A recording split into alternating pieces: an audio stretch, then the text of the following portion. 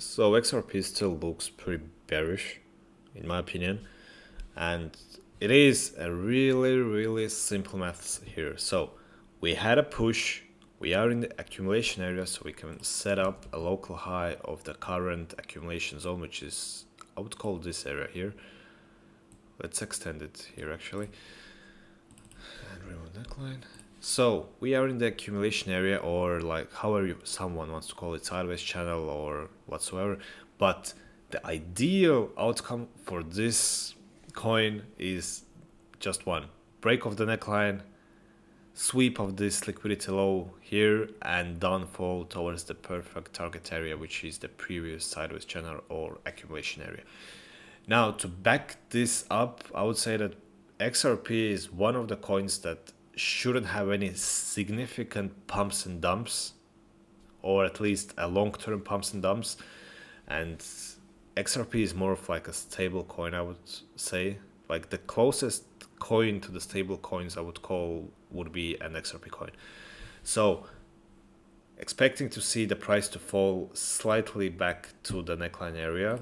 As soon as we see the price to fall closer to the neckline area here, expecting to see some kind of struggle here, maybe again some volatility movements, this, but eventually what we want to see is the breakdown, retest, and full downside movement here. Now, that's the only thing I'm currently looking on the XRP coin, and there is also a smaller opportunity to take on the smaller time frames, where on the 30-minute time frame we can see that the price has broken recently the local support area after having this huge upside movement.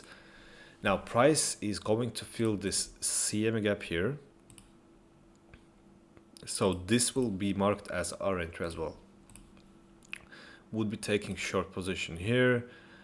Risk and reward ratio will be pretty good on this setup if everything plays out. So 1 to 2 risk and reward ratio, which is the most ideal risk and reward ratio setup for us. Don't like actually the 1.4 or 1.5 risk and reward ratio trades. They're too volatile, I would say. That's the easiest setup we can act on. So as soon as price, currently it's broken the local support area, once we have the fill of this area here and price goes below the zone, or even maybe we see a retest here, but anyways, what we should see is, let's going to give you the easiest example, I think. So we have like that maybe.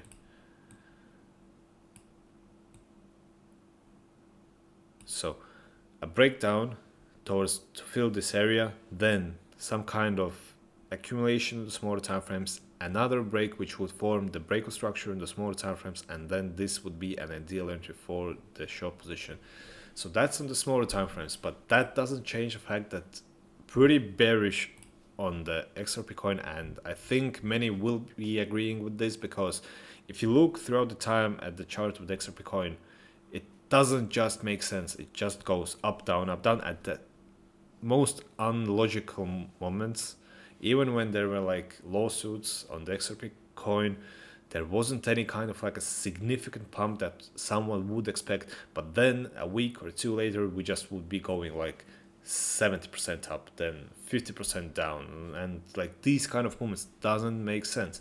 So the only thing that makes sense as of now for us is movement to neckline area, then breakdown, entering a short, and just going to expect at least, let's drag it here down, see how much will, like 50%, like 60% movement to the downside here. So I won't be saying to sell the XRP tokens, but we have never held any XRP tokens, and there is also a reason why we've never been holding the XRP tokens.